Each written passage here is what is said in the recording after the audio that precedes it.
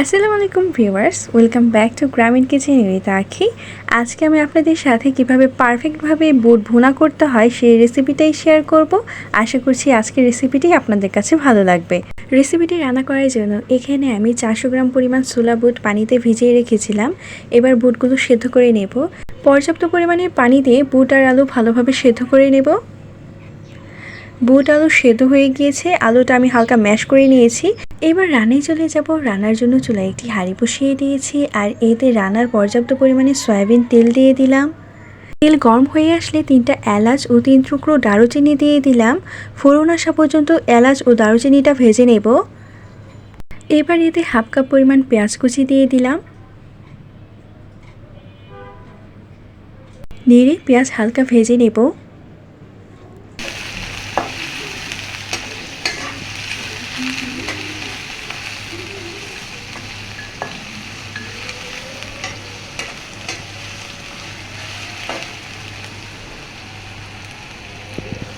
পেঁয়াজ ভাজা হয়ে এসেছে। এবার মশলা কষানোর জন্য অল্প একটু পানি দিয়ে দিলাম।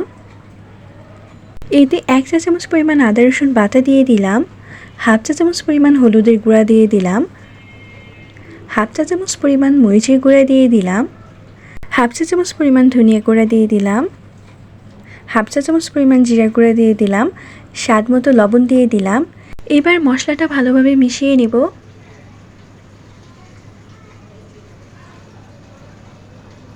মশলা মিশানো হয়ে গিয়েছে। এবার মশলা 3 থেকে 4 মিনিটের মতো কষিয়ে নেব। মশলা কষানো হয়ে গিয়েছে, মশলার উপর এক্সট্রা তেল ছেড়ে এসেছে। এই পর্যায়ে সিদ্ধ করে রাখা বুট আলু দিয়ে দিলাম। এবার বুট আর আলু ভালোভাবে কষিয়ে নেব।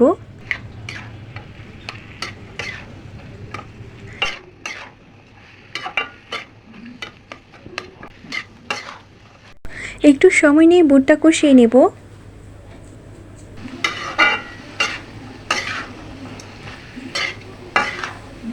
বুট কষানো হয়ে গিয়েছে। এবার বুট ভালোভাবে রান্না হওয়ার জন্য 1 কাপ পরিমাণ পানি দিয়ে দিলাম।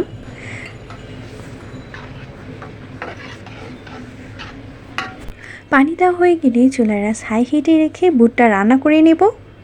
আপনারা যারা এখনও আমার চ্যানেলটি সাবস্ক্রাইব করেনি তারা অবশ্যই আমার চ্যানেলটি সাবস্ক্রাইব করে পাশে থাকা বেল আইকনটি বাজিয়ে রাখবেন।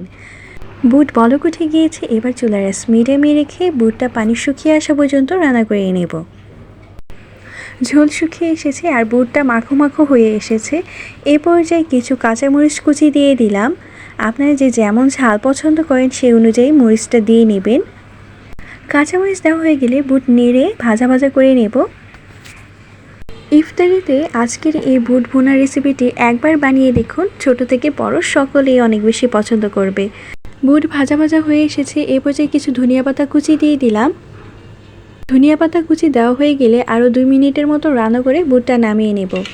আজকের এই বুট ভুনা রেসিপিটি যদি আপনাদের কাছে ভালো লেগে থাকে তাহলে অবশ্যই আমার চ্যানেলটি সাবস্ক্রাইব করে ভিডিওটি বেশি বেশি করে শেয়ার করবেন। আজকের এই বুট ভুনা রেসিপিটি যদি আপনি একবার খান তাহলে এর স্বাদ মুখে লেগে থাকবে। আপনাদের দেখার সুবিধার্থে আমি বুটটা পরিবেশন করে দেখাচ্ছি। দেখুন কতটা পারফেক্ট হয়েছে আজকের এই বুট ভুনা রেসিপিটি। আজকের মতো এখানেই বিদায় নিচ্ছি। দেখা হবে নতুন কোনো ভিডিওতে। সে পর্যন্ত সকলেই ভালো থাকুন। আল্লাহ হাফেজ।